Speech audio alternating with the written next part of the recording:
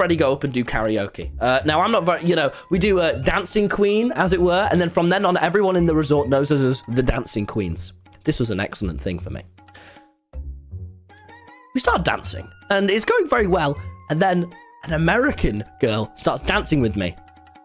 And I say to Freddie, what the hell, Freddie? And it's going well, and I'm like, but Freddie, she's American, and it's going increasingly well, until...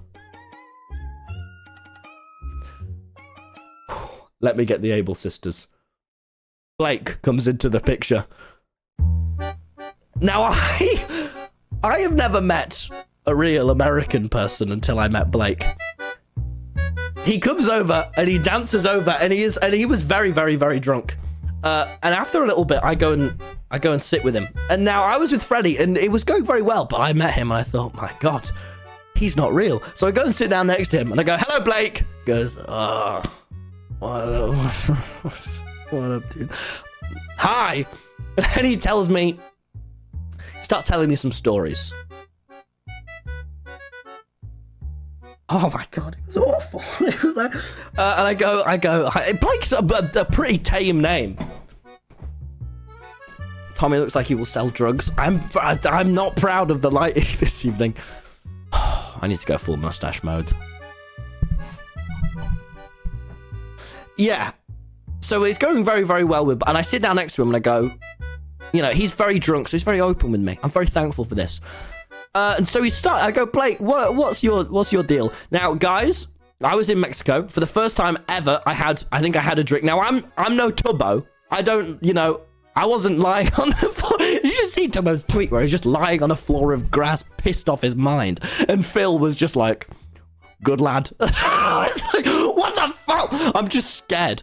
But anyhow, I had one Coca-Cola with a bit of drink in it. But it turns out they put all the drink in it. So I had a bit and was like... But anyway, so I was just a little bit enough like that I was like, this is hilarious. I had no worries in me, which was a problem for what was to come.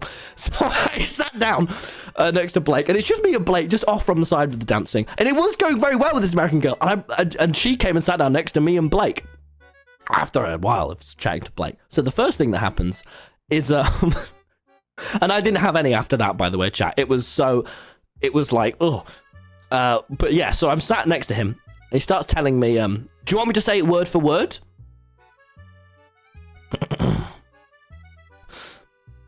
I'll say it in how I'd phrase it, and then I'll say exactly how he said it. So he started telling me about how he was cheating on his girlfriend. And initially I went, "Blake, it's not very good, is it now?" And he went, no, you just don't get it, And I went, "Oh, okay." And then he tells me the long story about how he's cheating on his girlfriend. And then he tells me how he regrets it, but how he doesn't mind. And I go, "Oh, okay. Oh, my good God." Then I'm sat there, and then he gives me some advice, chat. Advice I'll keep with me for the rest of my life. Do you want to hear it? Now, I'm going to encourage you all to turn down this stream as I say this advice. I'm going to whisper and lean into the mic because it was so vulgar and unexpected. He was like Logan Paul times a million. No, he was like Jake Paul times a million. It was like, oh my God. And then he leans in and he goes, "Now you listen to me. What's your name? What's your name?" "Oh, Tubbo, you listen to me, man. When you, wait, I need you to remember this. Okay. When you wake up in the morning, you need to be fucking the bitch that you want to fuck. Now, my face was appalled. I thought this was rather sexist. You need to be fucking the bitch that when she wakes up in the morning, you hope her water's clean, you hope her hair is pretty, and I need you to do. Can you promise me that? Because I made the mistake. But I can promise you, I'm currently not. You listen to me. And then right as this is happening, the American girl comes over, and he goes, "Yes, you two gonna do it tonight?" And up until this point, it was going very, very well. I thought, my God, maybe we're gonna dance with our faces. And she goes, "No," and then walks away, and I don't see her. But guys, it was worth it because I got to hear the rest of his story, and he keeps going, and I need you to make sure. And initially I was, this isn't fake. This isn't okay. No, I can't play a video. I videoed a tiny bit of it, but I can't. The only bit I videoed is when I was speaking to him, and he goes, "How old are you?" And I go, 14, like Scappy. And he goes, "What the fuck did you say?" And I go, "Nothing." And then this isn't made up, but this is the. You can Freddie Badlin, who can vouch for me, because he was sat like across the thing, sat with his mates, like just chatting, because all of his mates were very chill. And then he starts telling me about how he was in Vegas, and he says, "Oh yes," I said, "Oh, well, I've gone down Vegas. And when I was in Vegas, there was this lifeguard. She was, and I wanted to, you know." I go, "I don't know. I wanted to. Oh, I really wanted to." And I go, "Oh, okay, wow, okay." And I'm just sat there. And then he tells me that he pretended to drown, so she give him mouth to mouth. And I go, Jesus, you're awful. And it's so awful. It's made up. He's a made up movie villain. And I met him and he was drunk off his mind. And then it takes a bit of a dark turn, everyone.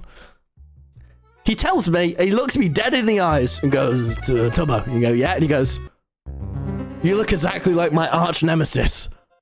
Now, first of all, I didn't know that people had arch nemesis. I thought that was a made up thing. And I go, "Oh, okay."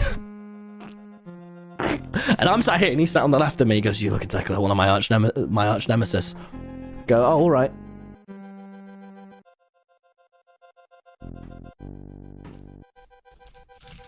Sorry, Will, we just texted.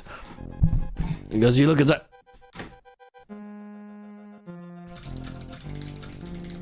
Will was asking about the bike chat, so I'm like, "Will, I'm still streaming, we can't go ride yet." And he goes, "You look exactly like my arch nemesis." Okay. And then unpromptedly he starts going, "Does anyone want to get into a fight? Does anyone want to get into a fight?" I think I just... okay, but... and then Freddie sort of sees this. Freddie sees this and like sits up in his chair and he's like, "Oh, okay. Oh, shit, all right." Because he sat right next to me and he starts like going like this with his fist. And I'm sat there like, this is bad. DC villain. But then I did something wrong. He goes, "Oh, well, I can't remember, but we got onto the topic of our favorite song." So I start going, "Man, if I'm gonna be honest, I dropped out of college, found myself a whole new realm of knowledge, down the forest, foraging for sounds that I was right with." This angered him greatly. Me and Freddie start doing this, and he's like, "No, bro, you didn't just say that." And I'm like, "Say what? Dropped out of college?" And he genuinely sits up. And he's like, "Yeah, I could, you know what, man? You look so much like my nemesis. I could just beat the fuck out of you." And I'm like, "Okay," and this is my cue to leave. So me and Freddie, we just stand up, and it turns out all the people we were hanging out with earlier are just gone. We just stand up, and I just walk away. And literally 30 seconds later, I turn around, and I just see him and his mate just actually fighting. And I'm like, "Oh my God, he was actually gonna beat me up." He was genuinely, like, they were just actually brawling. I went, "Oh, he was gonna be..." And then I walk away proud at the new knowledge I've learned, the new advice I've gained. So I was like, yeah, so that was pretty, that was I couldn't believe it. That felt made up. "Dude, you're lucky." Yeah, but I thought he was made up.